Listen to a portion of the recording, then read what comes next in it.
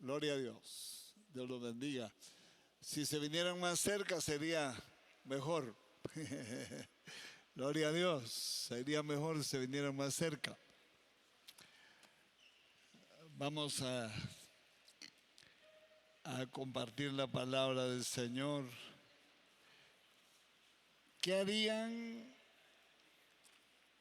si el Señor de repente viniera a hablar aquí? ¿Qué harían ustedes?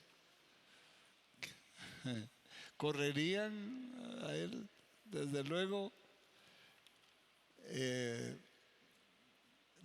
Lo bueno es que Dios habla. No mire ¿cómo se llama? El bafle.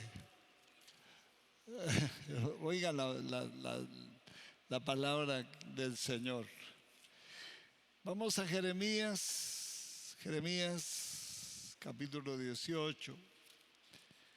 Y vamos a tratar de ver algunas cosas importantes.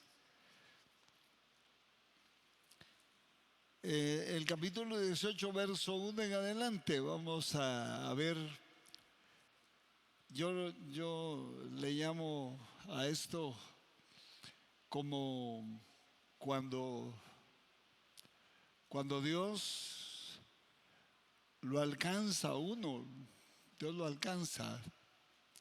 No necesariamente lo trabaja Él a uno, sino que Él a veces lo pone en otras manos para que lo trabajen a uno.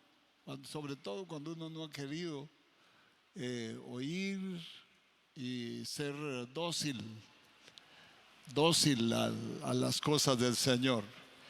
Veamos entonces aquí, hace muchos años que Dios me habló aquí. Yo creo que sigue las experiencias que se quedan quemadas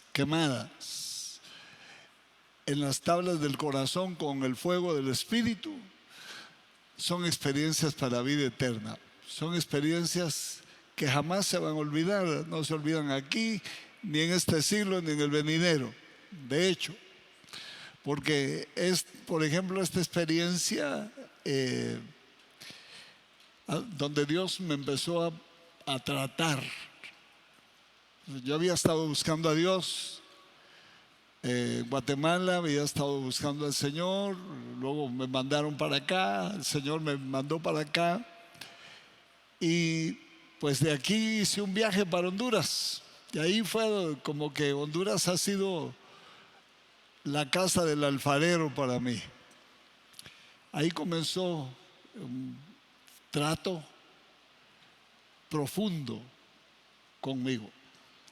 Y yo quisiera que hoy, más que oír mi experiencia, usted buscara la suya, la más profunda.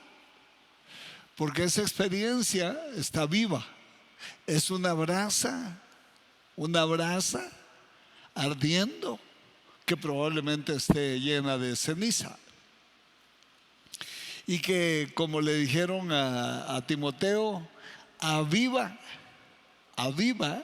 el don que está en ti.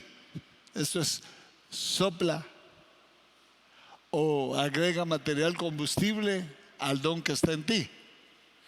Es como sacudir de la ceniza lo que aparentemente está apagado. De repente usted tuvo hace años una experiencia muy profunda, pero ya lo olvidó, ya no, como que no funcionara. Como que ya no funcionara, pero está viva. Porque lo que Dios enciende no se apaga. No se apaga. Pero hay que agregarle material combustible, porque si no se le agrega, no arde. Entonces este es el punto aquí. Fíjese, el verso 1 dice: palabra de Jehová que vino a Jeremías. Jeremías, ¿se acuerda usted que es el profeta llorón, verdad? El profeta llorón, así le llamaban a Jeremías, el profeta llorón, porque él lloraba mucho, porque miraba lo que venía sobre Israel, miraba todo lo que se avecinaba sobre su nación.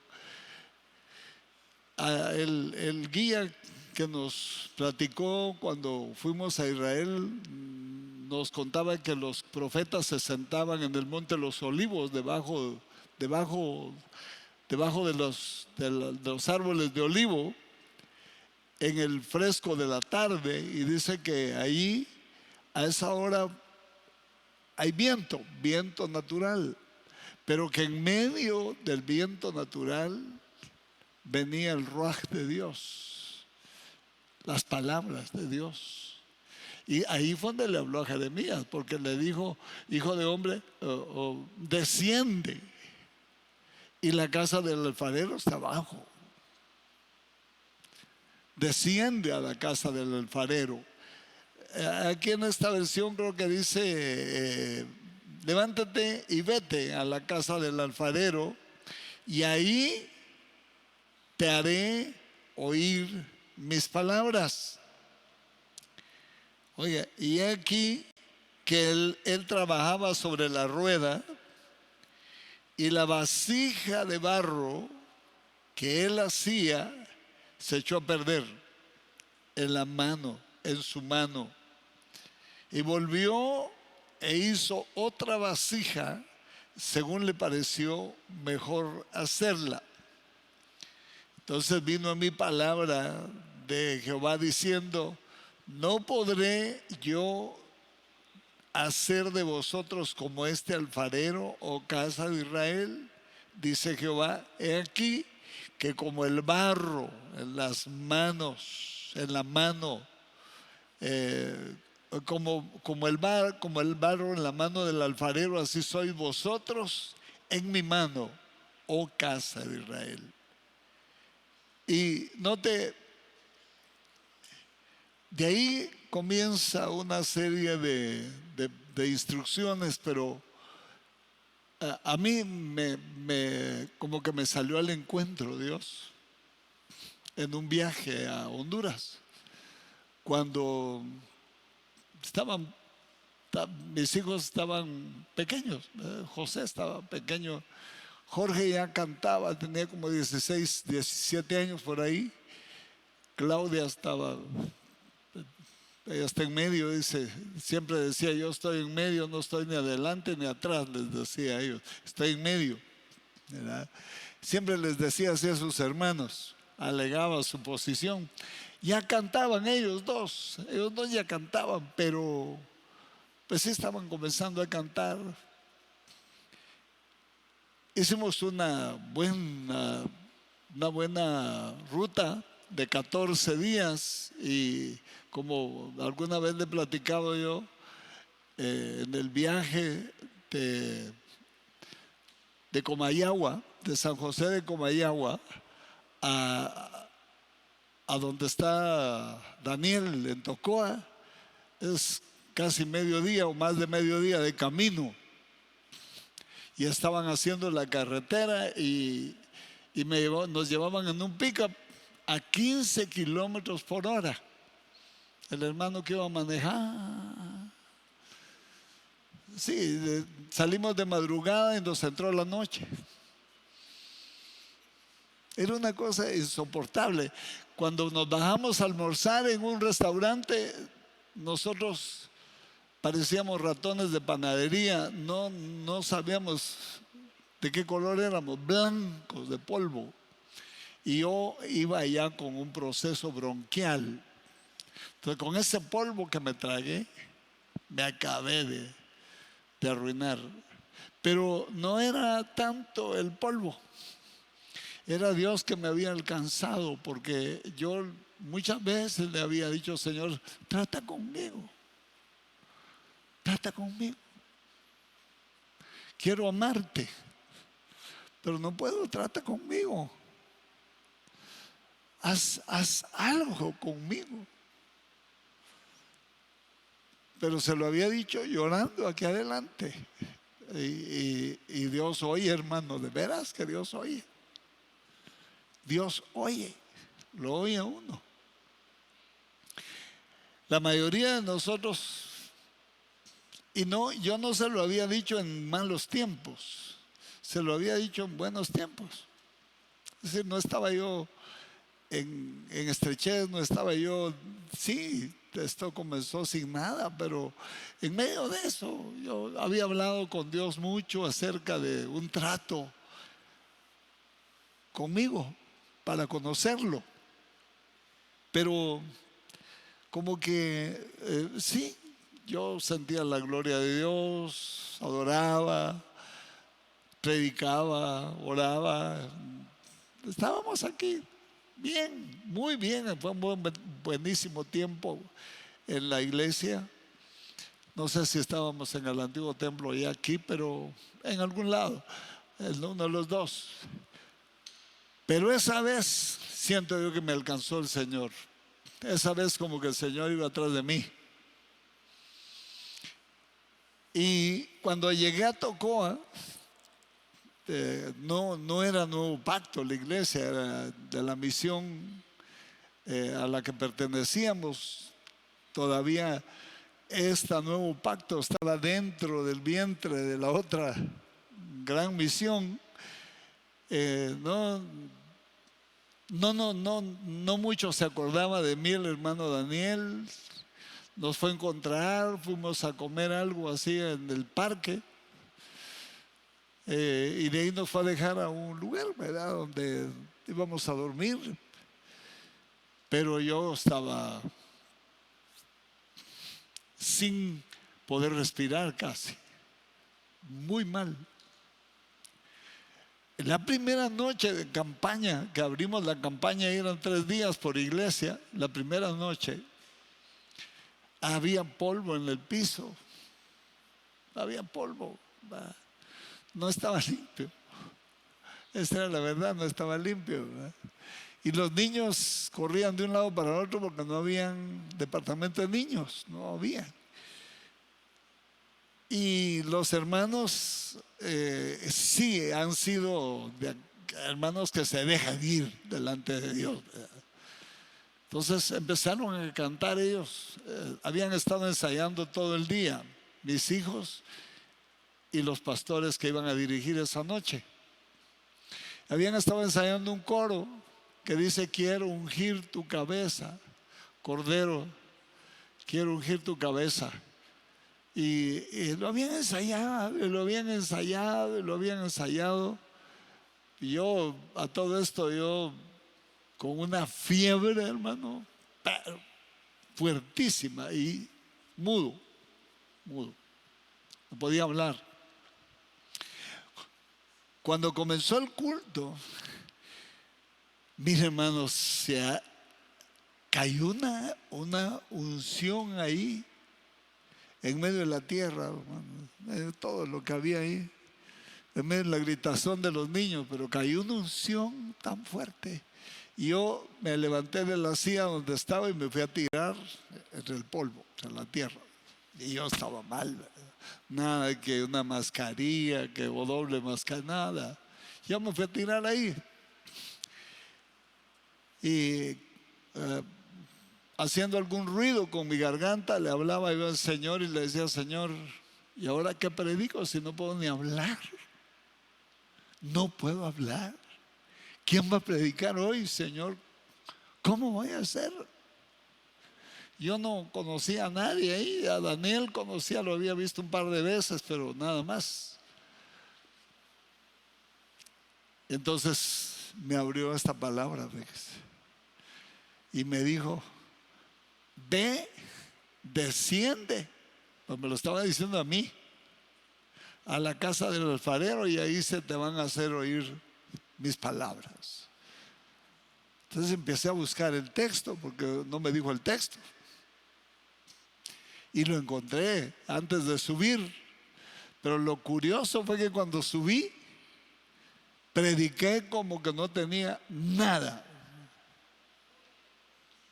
Se me aclaró la garganta, se me aclaró todo, y prediqué como que no tenía nada. Y fue un mensaje, hermano, que yo mismo me bajé del púlpito y me fui a tirar otra vez. Ahí creo yo que fue donde Dios empezó la segunda parte de los tratos conmigo, o la tercera tal vez. Pero empezó un trato muy, muy, muy profundo, muy profundo. A partir de ahí, las cosas empezaron a cambiar para mí, no como para volar, ¿verdad?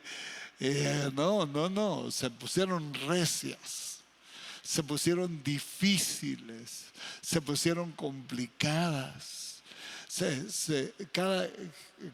Era como que todo se venía, pero lo terrible era que cuando nos reuníamos al culto era la gloria de Dios. Y cuando empezábamos a predicar, pues habían señales. Pero yo sentía que me estaba pero deshaciendo de una vez. Y es que hay un tiempo cuando Dios lo agarra a uno para deshacerlo, deshacerle toda su estructura humana. No sé si uno logra entender eso, porque yo no lo había entendido, ni lo he entendido muy bien, cómo es que Dios lo deshace a uno, pero lo deshace. No, el que era yo ya no soy, no por la edad es lógico, eso se ve. No, eso cualquiera me diría, no, hermano, sí, ya me di cuenta. No, pero me destruyó. Si podemos ya hablar de destrucción, mi estructura humana me la destruyó, me la deshizo completamente, deshecha. Pero fue procesos. Porque no terminó ahí. No fue un solo golpe, pues, como uno quisiera, ¿verdad? Señor, dame un porrazo y ya quebrado y ya no hay problema, ya no me puedo levantar de ahí. No, es un proceso, porque Dios sabe que somos frágiles, que nos moriríamos si nos da un porrazo, así como el que yo le digo. Nos moriríamos, nos acabaríamos. Y, hermano, comenzó eso a arreciarse cada día. En San Juan de Comayagua es una montaña donde hay muchos brujos, lacandones, así se llama la raza, lacandones. Viene en toda la montaña de Guatemala y sigue a Honduras. Se llaman los lacandones. No muchos se conocen a esas personas, pero casi todos son chamanes, casi todos. Y ahí en esa iglesia que fue a predicar en San Juan, oficié una boda del pastor. Y yo me di cuenta que en esa boda había un montón de chamanes, habían monjas.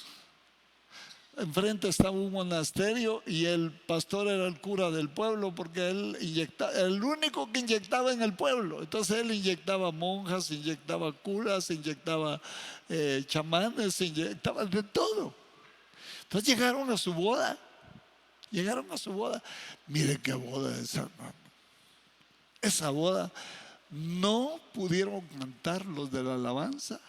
No pude predicar, yo predicaría 5 o 10 minutos y oficié la boda y salí de ahí. No aguantaba ni siquiera estar ahí. Era una cosa, una presencia del mismo infierno. Y de ahí fue que salimos con el hermano, el veloz, ¿verdad? ¿Cómo se llamaba aquel? Rápido y furioso, de a 15 kilómetros por hora.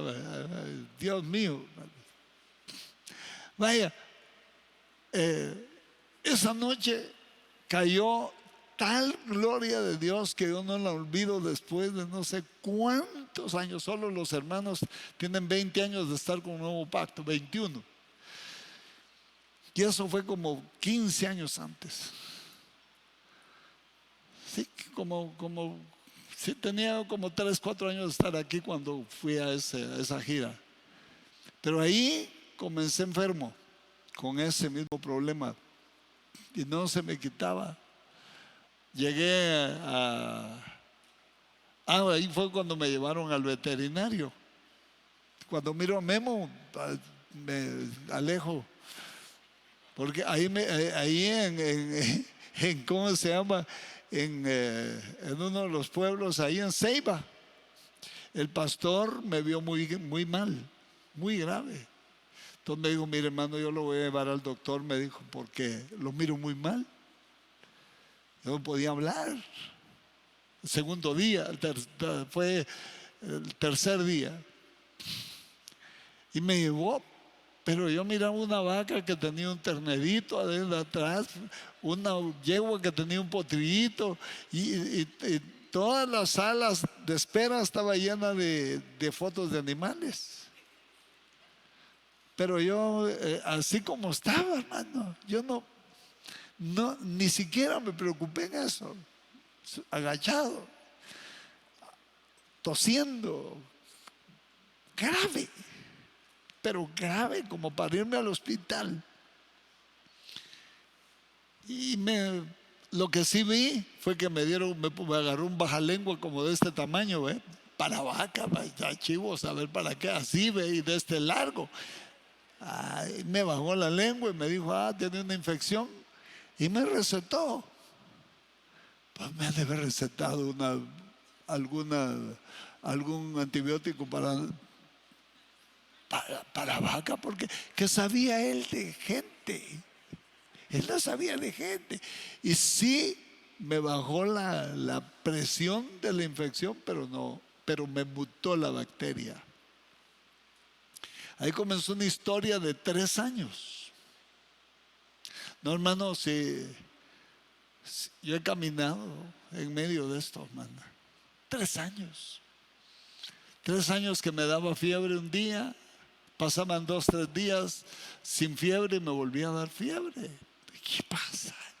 Y iba aquí habían, pues en la iglesia era allá en el antiguo templo, ya me acordé. Y los médicos me miraban y me decían: no, hombre, le vamos a dar un antibiótico, le vamos a dar otro, y nada. Eso seguía hasta el fin. Se le ocurrió a uno de ellos hacerme un cultivo. Pero cuando me hizo el cultivo, yo ya tenía una neumonía en el pulmón izquierdo. Entonces sí me iba a morir, hermano. Me iba a morir. O sea, cuando Dios lo empieza a quebrar a uno, es hasta que lo reduce a nada. Pero todo se ponía en el camino. Es que mire, era increíble las cosas que sucedían en esos días. Yo iba a ver un retiro de pastores en Guatemala, en Antigua. Y como había que ir, porque pues era uno de los pastores yo de la misión, llamé, reservé para mi esposa y yo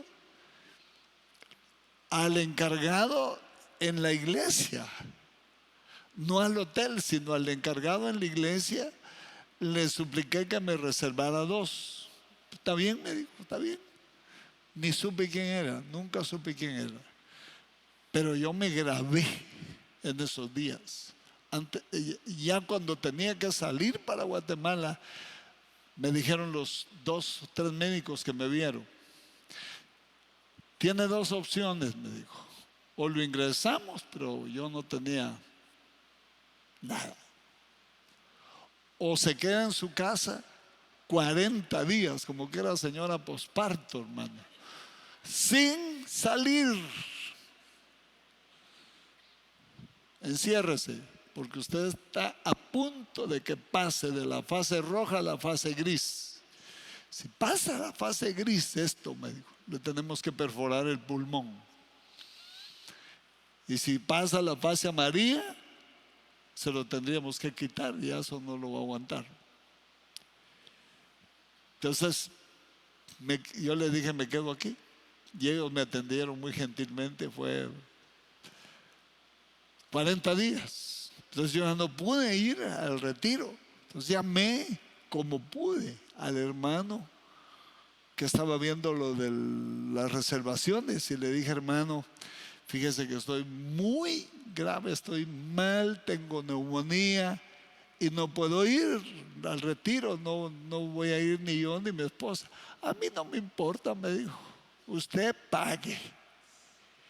Y a mí qué me importa que no venga, me dijo. Note cuando Dios lo está quebrando a uno. Cuando Dios lo está quebrando a uno, no hay que esperar que lo acaricien. No hay que esperar que le digan palabras bonitas. Normalmente es una lluvia de garrotazos. Es como cuando están quebrando una piñata. Y no necesariamente la está quebrando Dios, sino otros actores. Yo nunca pregunté quién fue el que me contestó así. Mejor no, ¿verdad? ¿Para qué?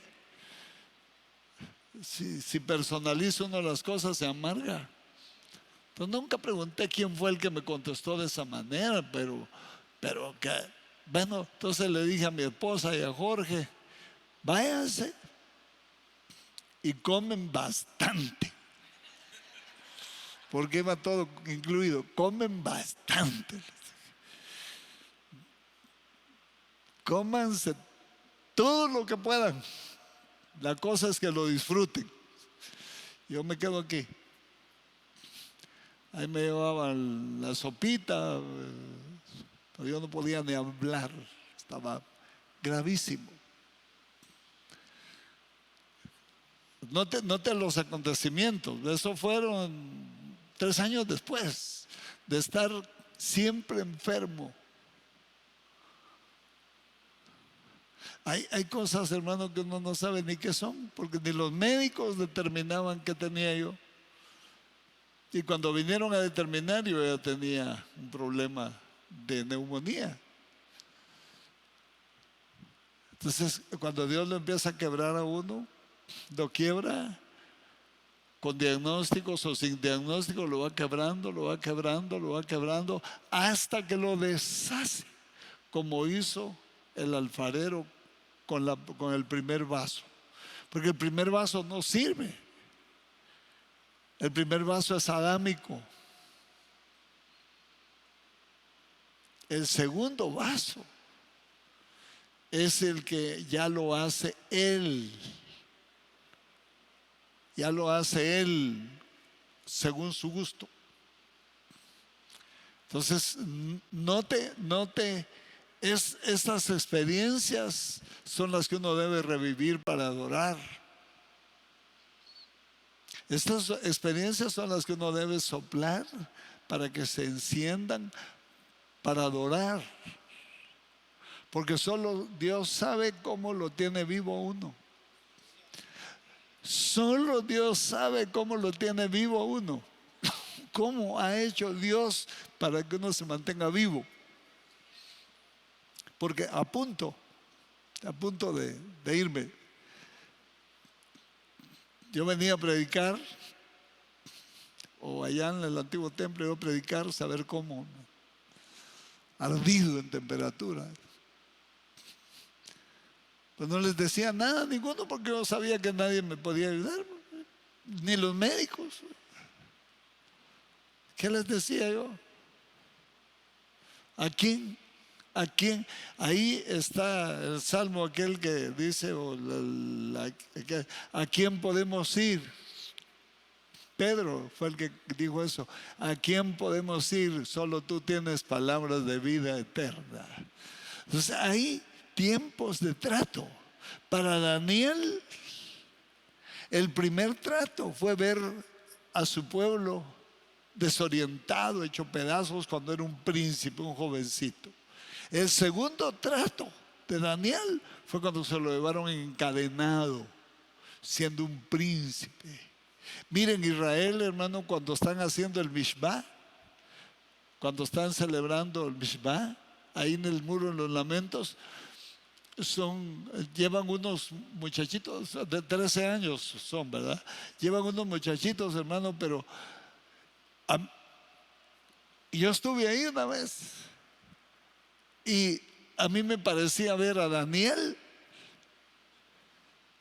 con esa ropa de príncipe, les ponen, fíjese, ropa de príncipes. Me pareció ver a José con vestido de colores, túnica de colores, ¿ves? Las túnicas que les ponen igual a las de José. Iguales. Él estaba bien. Él era un hombre, un jovencito temeroso de Dios, pero sus antepasados habían hecho de las suyas y de repente agarraron a Daniel, pues. ¿Qué estaban haciendo de Daniel? Un gran profeta. Pero ¿qué sabía él? ¿Qué sabía? Él no sabía nada. Y que ese es el asunto, que lo agarren a uno fuera de base sin saber. Porque cuando uno sabe, y lo peor que se le olvida a uno, que uno fue el que pidió eso. Porque en algunas oportunidades a mí se me olvidó. Yo le decía, Señor, me voy a morir, ¿qué es lo que pasa? Yo decía, no, ya no aguanto. Ya no aguanto. Pero no me había acordado que yo había llorado delante de Dios diciendo, Señor, trata conmigo, trata conmigo. De repente Dios lo agarra a uno. Y siempre lo entrega a manos duras. A manos duras. A manos que no tienen piedad. Porque a Daniel, el segundo trato, el príncipe, uno, cuatro príncipes, o tres, cuatro príncipes,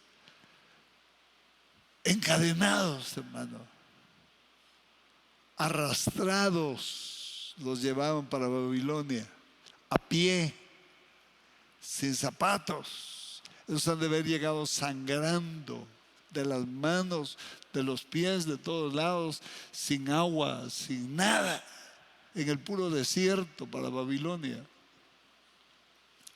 Príncipe justo. Es que a dos personas trata Dios. Trata al impío por su impiedad y al justo por su justicia. Anótelo, por favor. Dios trata al impío por su impiedad y al justo por su justicia. Son dos objetivos de Dios.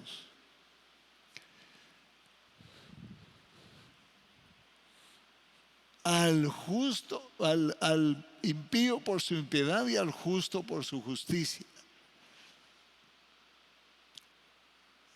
Y yo me acuerdo que yo vi el salmo aquel que dice, a ti correrá el justo y será levantado.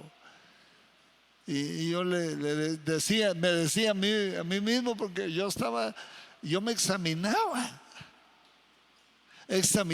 mis entrañas, y cómo no va uno a encontrar impurezas, cómo no, si es humano, pero examinaba mis entrañas y lo que encontraba lo sacaba a luz, yo confesaba, pero las manos que estaban sobre mí no se quitaban,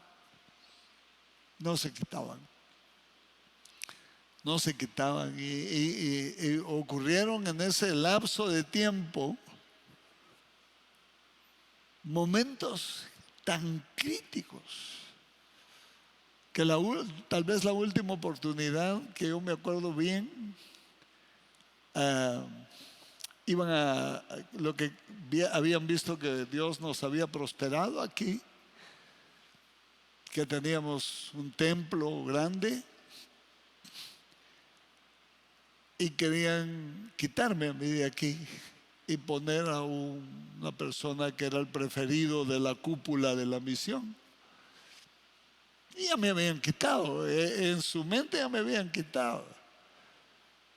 Y lo peor que mi pastor estaba de acuerdo, porque lo que le habían hablado era para...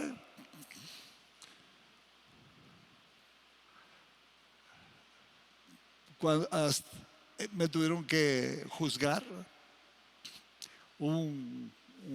como 6 veces. Lo que querían era quitarme de aquí, quitarme esto, quitarme lo que Dios me estaba dando. Lo querían quitar para poner a otro, que era de la preferencia de los grandes de la cúpula, porque siempre hay, fíjese. Y yo por eso cuando miro gente que me empieza a acercar y que me empieza a que no me permite casi hablar con los demás, y yo me tiro encima de esas, yo no dejo que haya gente que se sienta preferida y que quiera negarles a los demás acercarse. Aquí les di una lección yo a estos señores que estaban en esa cúpula cuando vinieron a tener un retiro de pastores aquí. Todos me ayudaron, todos los hermanos que estábamos me ayudaron de una manera tan impresionante. Todos los pastores fueron hospedados, bien hospedados. Pusimos 2 grandes mesas allá del colegio. Una mesa era donde el doctor se iba a sentar. Pero yo hice una lista de los pastores que pastoreaban en las montañas, en Guatemala, en Honduras, en lugares donde jamás habían tenido la oportunidad de acercarse al doctor, porque siempre había un anillo que no dejaba. Y a los del anillo los mandé a la otra mesa con la misma comida. Yo les dije, miren, ustedes, aquí está reservado para ustedes. Como yo ya sabía quiénes eran, hasta su nombre les pusimos ahí. Pero ya sabía quiénes eran, solo que ellos no sabían con qué intención, ¿verdad? Después llamé a los hermanos más sencillos y más humildes. Algunos quechíes, mayas, cachiqueles, de distintas razas, pero que estaban pastoreando, estaban haciendo la obra. Los llamé, los junté con un grupo de hermanos y nos los llevamos y los fuimos a sentar alrededor de la mesa. Yo pude ver algunos, yo me senté con los otros, no van a creer que me senté ahí, no. Yo pude ver algunos hermanos que estaban comiendo y estaban bebiéndose las lágrimas. Jamás se habían acercado al doctor, a su pastor, nunca. Estaban llorando. Y aquellos que comida no les hacía falta, el mismo plato, la misma sopa. Pero yo creo que como ellos preguntaban y preguntaban y preguntaban, a veces lo mismo, por cerrar. Entonces, esa vez estaba yo casi ya cuando me iba a dar la neumonía, cuando me juzgaron la última vez. O sea, todo era una sucesión de acontecimientos mortales en todo sentido. Me ofrecieron mandarme al Ecuador, me ofrecieron mandarme a Boston. Les dije, no, es que mi llamado fue aquí. Y como no quise, entonces decidieron por mí. Pero no se pudo, de todos modos, porque todo lo que decían no era cierto. Ellos mismos lo tuvieron que reconocer. Pero me estaban destruyendo. Y yo me examinaba y le decía al Señor, ahí tirado a veces. Me miraban allá en el antiguo templo, me miraban tirado, pero nadie sabía que estaba viviendo yo. Y trataba de repetir ese texto que dice, corre justo y serás levantado. Corre justo, a él correrá el justo y será levantado. Yo mismo lo decía ahí. Pero no porque me estuviera justificando, sino yo sabía que a mi vista no había nada, o por lo menos algo muy, muy monstruoso en mí, ¿verdad? Nada. No, yo sacaba a luz lo que sentía que estaba mal y lo sacaba a luz. Pero eso no paraba, hermano. Fueron años. Pero cada vez miraba yo que la misión se ensanchaba, se ensanchaba, se ensanchaba como el domingo, ¿verdad? Mientras estuve en angustia, me ensanchaste. Mientras estuve en angustia, me ensanchaste. Pero hay que entenderlo, porque si no se muere uno de un infarto, se muere uno de un accidente cerebral. Si uno no lo entiende, se muere. Porque uno colabora para morir, pone uno el otro 50%. Pone uno el otro 50% con sus angustias, con sus aflicciones, y se puede uno morir. Pero yo no lo había entendido. La vida cristiana es así. Te agarraron adámico, a la imagen y semejanza de Adán, y te van a hacer a la imagen y semejanza de Cristo. Pero tienen que deshacer lo primero para establecer lo postero. Y eso no se puede en fiesta. No se puede, hermanos, que no lo toquen a uno. Yo no he visto a ningún justo exento del sufrimiento.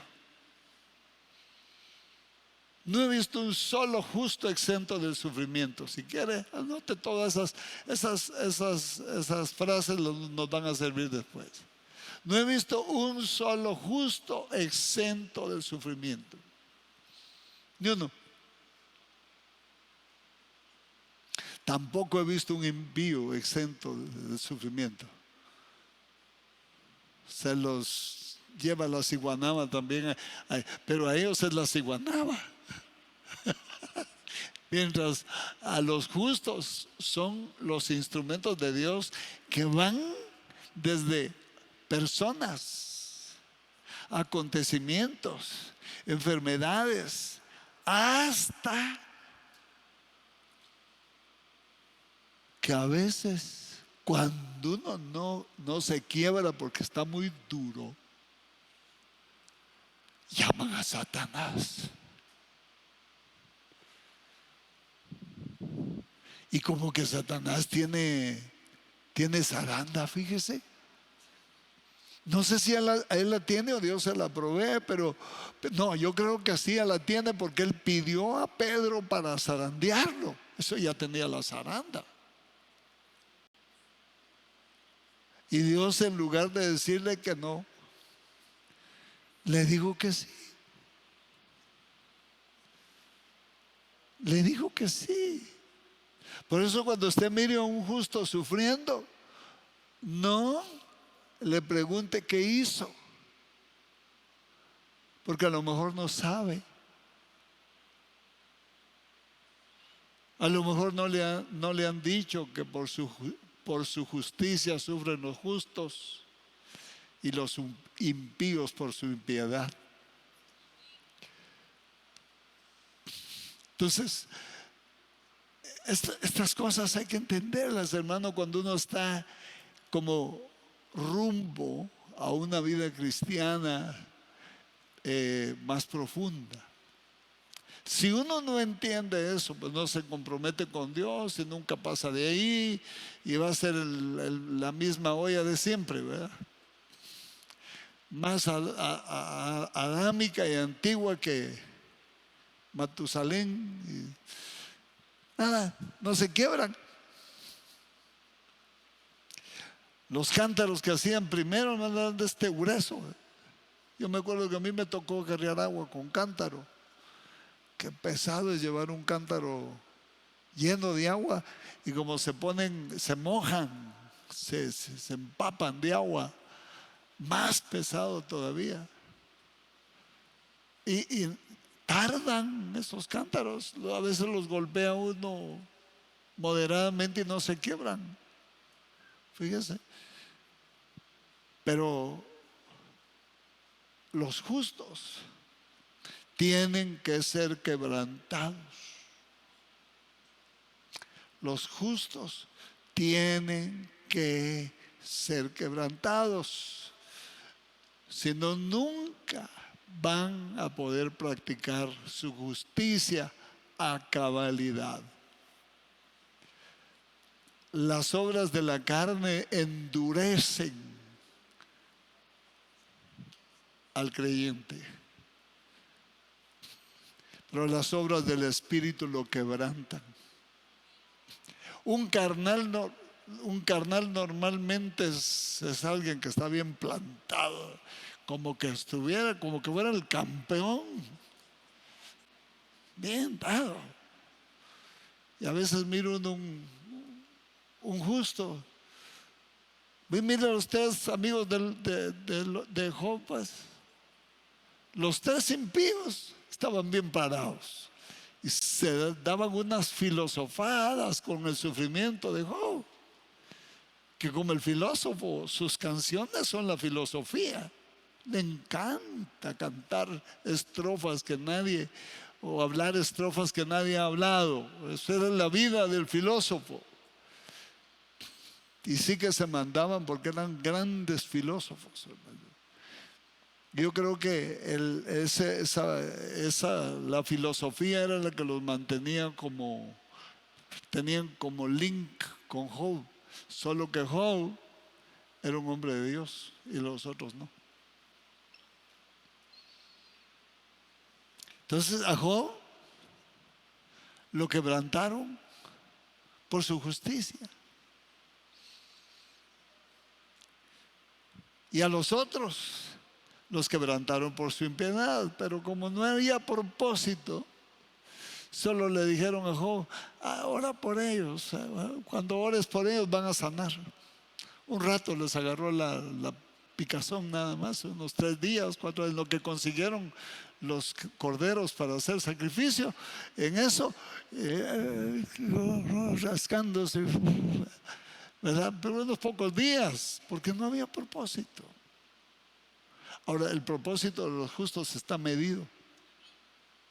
Póngalo también ahí. El propósito con los justos está medido. No va más allá de lo necesario, pero nada menos que lo necesario. O sea, anótelo, hermano, anote todas estas cositas, después las lee, o si quiere escribirlas bien, así como con buena ortografía, porque a veces suben frases mías y ponen apóstol Bielman y con unas faltas de ortografía, hermano. Árbol con H. Y alguna grande falta, como que yo lo escribí. La gente solo mira apóstol Bielman y lo que dice, y la gran falta de ortografía. No, mire, páselo por Google. Mire por ahí que no se le va a ir una falta de ortografía porque se ve mal. Pero es increíble cuando Dios lo agarra a uno. Cuando Dios lo agarra a uno, lo hace llorar. Pero le voy a decir algo muy personal. Las lágrimas de los tratos con Dios, de los tratos de Dios, son dulces, no son amargas. Cuando uno pasa el trato de Dios, jamás queda amargado. Pero cuando lo trataron por impío, se pone uno más impío, más amargado. Cuando uno mira a las personas que fueron instrumentos, es como cuando uno pone cuando las hermanas hacen los licuados en la casa, ¿verdad? Las 3, 4 velocidades de la licuadora, cuando los miran, terminan más amargados. Pero los justos no se amargan con los tratos. Porque si usted viajó, ¿qué hubiera hecho un amargado carnal? ¿Qué hubiera hecho si le ponen los tres amigos ahí de rodillas para que van a poner, les da un coscorrón, hombre? O hubiera dicho, no, estos, voy a orar por ellos para que les caiga un rayo encima. No, pero no, fíjese que no. Oró bien. ¿Sabe por qué le digo que oró bien? Porque sanaron. ¿Y qué merecían ellos? Cualquier cosa menos sanar, fíjese. Cualquier amargado hubiera dicho, que prueben estos bandidos lo que tenía yo, que lo saboreen, que lo prueben. Y después iba a decir, como dicen en Guatemala, tico, tico. Después voy a ir a picarlos yo con mis filosofías y me van a oír. Y ellos no van a tener a quién ir. No lo hizo así, fíjese. Ahí terminó todo. Ese es el resultado de los tratos de Dios. Ahí venía Pedro. Después, mire, hermano, no creo yo que sea algo sencillo estar en las manos o en la zaranda del diablo. No sé si alguien se ha imaginado qué es estar en la zaranda del diablo, hermano. Yo no tengo ni idea.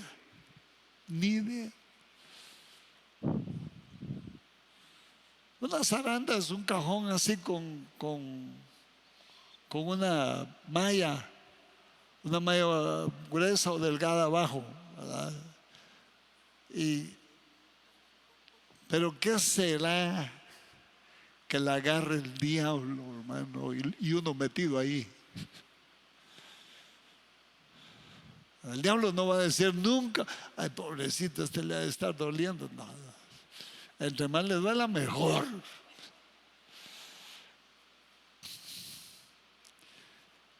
Pero cuando salió Pedro, no se fue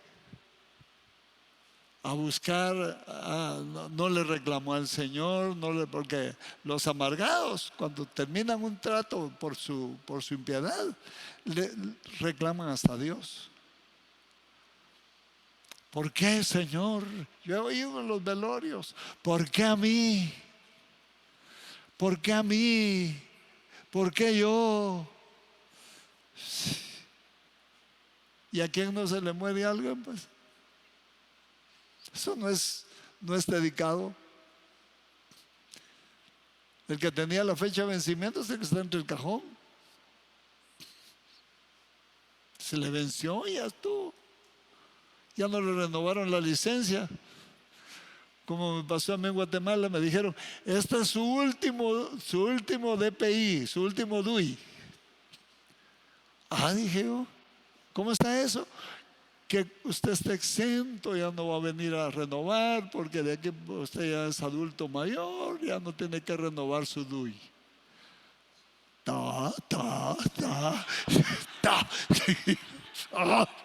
Eso no me gustó nada.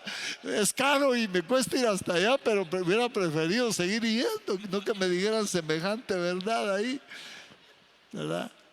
Aquí lo ando. El perpetuo DPI. Entonces, mire, Pedro se fue a la orilla del lago. No, estaba pescando, creo yo. Pescando fue que lo agarró el Señor ahí. Y les llamó, Señor, y lo peor que no habían pescado nada. No habían pescado nada. ¿Tenéis algo de comer? Les digo de afuera. Y luego lo conoció Pedro. Dice, como estaba desnudo, dice, se ciñó la ropa y se tiró a nadar. era marinero, de agua dulce, pero marinero, ¿no? Porque esa es agua dulce, el mar de Galilea es agua dulce. Ese sí era marinero de agua dulce. Se tiró a nadar y llegó a donde estaba el Señor. Y el Señor, como se la llevaba Pedro de muy gaíto, hasta la vida voy a dar por ti, le dijo dos, tres veces. Entonces el Señor se le quedó viendo a Pedro. Le dijo: Pedro, ¿me amas? Sí, Señor. Sí, te amo. 3 veces le preguntó. No le contestó mal Pedro. ¿Sabe por qué? Porque había sido sacudido por justo. Solo que la cáscara que tenía era tan gruesa que solo el diablo tenía la navaja para quitársela. Así que tenga cuidado, hombre. Tenga cuidado, no se ponga tan duro porque yo veo muchos hermanos derramando su alma aquí, hablando con Dios. Pero, ¿y qué tal si de repente un sacudión? Conmigo ha trabajado así el Señor. Esa es la vida cristiana. Y por eso no debe uno impacientarse cuando está siendo tratado. Lo que debe uno hacer es buscar la salida. Ay, por ejemplo, me estoy enfermando mucho yo. Digamos, me estoy enfermando. Entonces, ¿qué será? ¿Por qué me estoy enfermando? Me quedo hasta las 12 de la noche viendo televisión o en la pantalla o con el teléfono. No, y de ahí ya no me agarra el sueño. Bueno, entonces ahí está un diagnóstico, ¿verdad? ¿Y qué será? Que me duelen los ojos. Pues solo en la pantalla vive. Aun cuando no es necesario, no es de trabajar, sigue con la pantalla. Entonces, ¿y qué será, hermano? Que tengo unos bajones de azúcar fuertes. Bajones que siento que me están bajando hasta el abismo. Vaya a preguntar cuánto pesa y qué come. A lo mejor tiene hígado graso. Entonces busque la salida para no estar padeciendo. Busquemos la salida. Hermano, lo que a mí no me gusta es hacer ejercicio. Pues va a haber necesidad, hermano, porque se va a empiezar. Ya cuando le agarren los años, va a empezar para dar la vuelta en la cama. Casi necesita uno una grúa si uno no hace ejercicio. Casi necesita uno la ayuda de una grúa, hermano, para darse vuelta porque está tieso. Hay que hacer ejercicios. Pero es que yo no nací para eso. Sí, pero para no morirse sí, tiene que hacer ejercicio. Bueno, por ahí va la cosa, hermano. Son las cosas normales, ¿no? Las cosas naturales. ¿Y por qué no pensar en las cosas del alma? Hay gente que toda la vida ha estado amargada.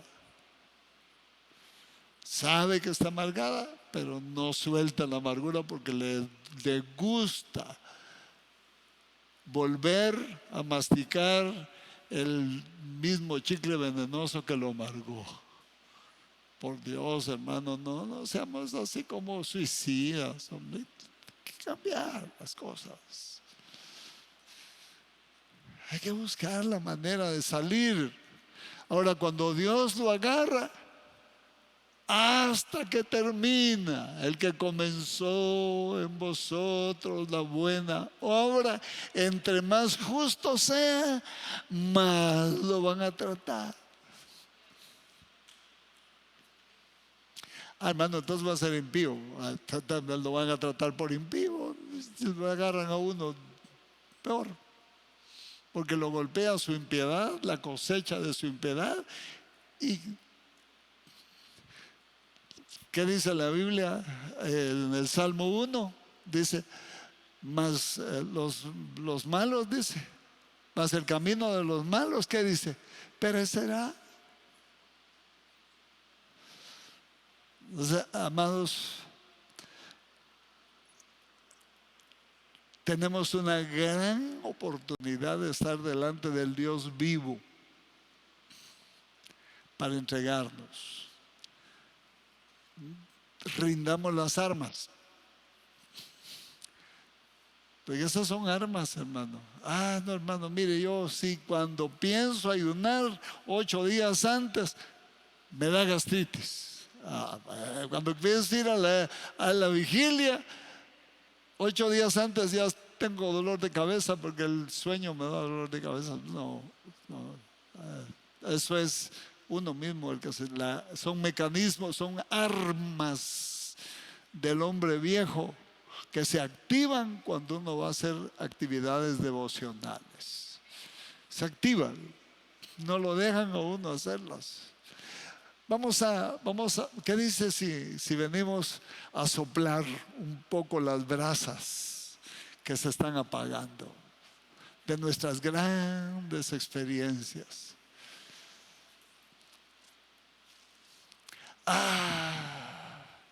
Ese coro, quiero ungir tu cabeza. Jamás se me olvidó, nunca. Se me quedó grabado. Es un coro viejo. ¿Pero por qué? Porque lo asocio con mi llamado a la casa del alfarero. Ahí yo pensé que solo me iban a echar una barnizadita encima y me iban a decir, estás listo, ya, agárrate bien de algo porque te puedes salir volando para el cielo. No. Los religiosos son los que tienen barnicito encima, como manzanas de feria, son dulces de encima, pero es una capita nada más. Cuando uno les da una mordida, son las manzanas que sobran en la tiendona, que no se vende, porque son las chiquitas así, verdes y amargas. Pero como las metieron entre la miel sin lavarlas, para que no vaya a la feria, sin lavarlas, las miro amarillas, rojas, qué ricas se ven, pero no sirven. Eso es un religioso. Un religioso no se le puede uno acercar mucho, porque cuando se le pasa a uno la tela de la dulzura, empieza uno a experimentar la amargura de su verdadera realidad. Y lo peor, que lo amarga a uno también. Ay, ¿qué dice? Si viene, no va a traer soplador. Esto es con lo de la boca. De repente se le va a pegar la brasa en la boca, como le pasó a Ezequiel. Es a soplar con la boca. Agrega material combustible. Gracias, gracias. Agrega material combustible.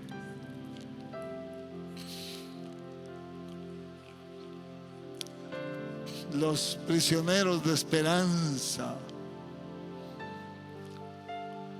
aquellos que sueñan con estar cerca de Dios,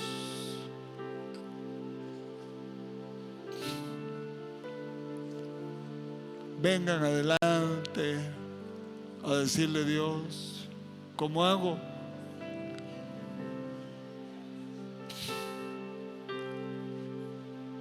¿Cómo hago, Señor? No sé cómo hacer.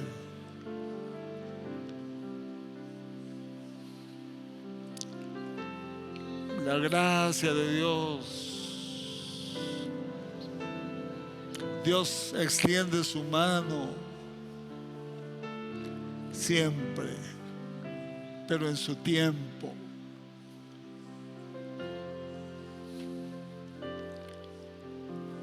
Aleluya.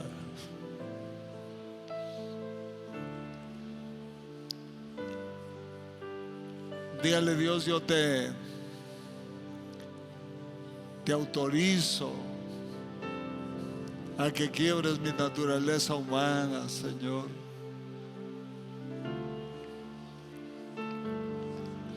La naturaleza humana no es autodestructible, y el único que la puede quebrar es Dios. El único. Si uno mismo intenta quebrarse, lo más seguro es que jamás lo va a lograr. Nunca lo va a lograr.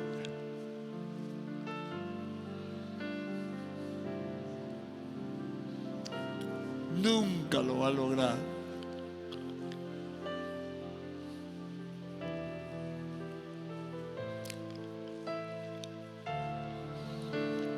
Aleluya.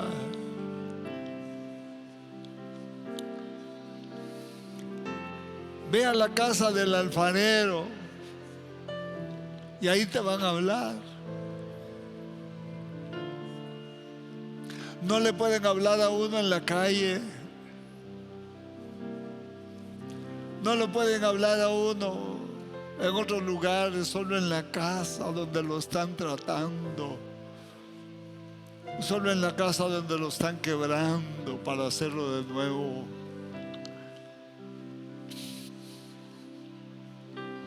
Oh, bendito Dios.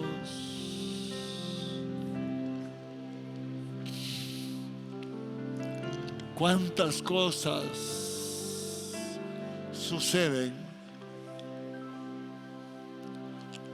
Cuántas cosas suceden en línea que uno no sabe que son los esfuerzos de Dios por quebrar su naturaleza. Dios hace esfuerzos.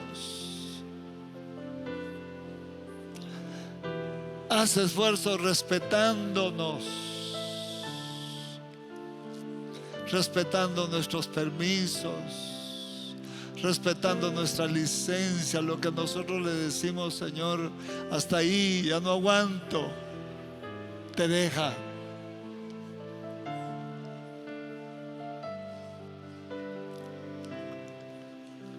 Aleluya.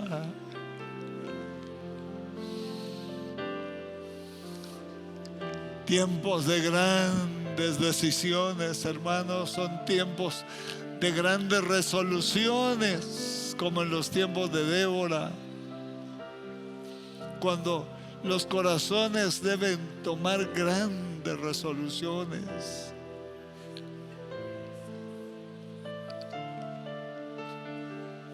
Deben arrancar, debemos arrancar todas las cosas que se hicieron, que no se dejan quebrar. Aleluya. Sopla ese fuego. Sopla ese fuego, sopla ese fuego. Ese fuego de las grandes experiencias, ese fuego de los grandes compromisos.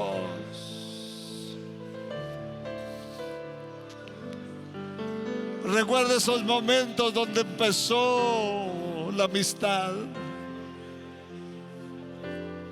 Esos momentos inolvidables, que aunque hayan sido dolorosos, resultaron ser dulces como la miel. Dios no te quiere matar. Dios quiere que tengas vida. y vida en abundancia. Eso es lo que Dios quiere con nosotros.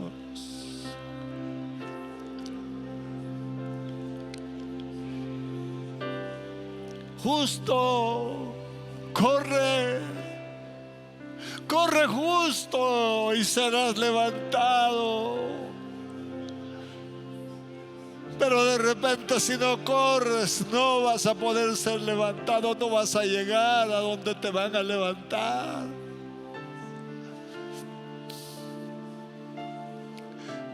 Oh Dios, los tratos de Dios son medidos. Son medidos.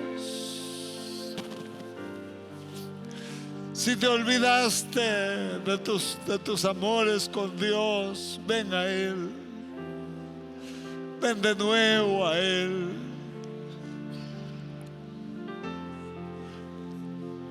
Dios no ha sido el que te ha dañado. A lo mejor quiso hacerte bien y no lo entendiste.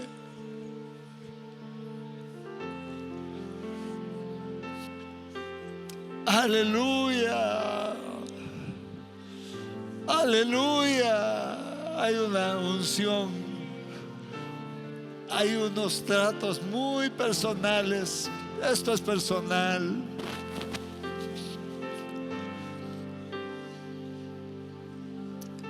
Esto es personal.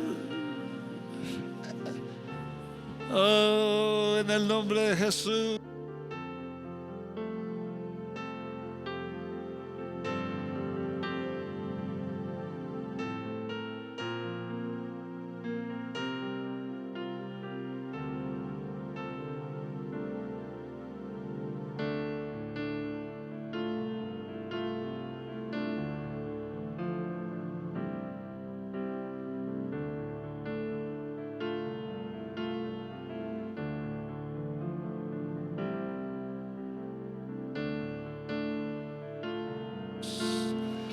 En el nombre de Jesús.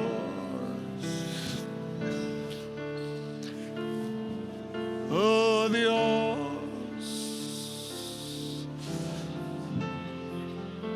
Dios ha sido bueno. Dios ha sido bueno.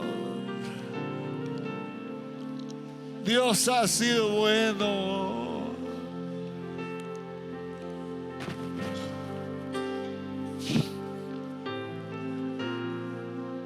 Oh, mi Dios, muchas gracias, Señor.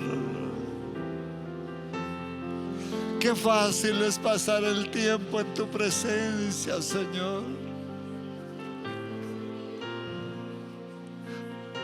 En tu presencia no se siente el tiempo, Señor.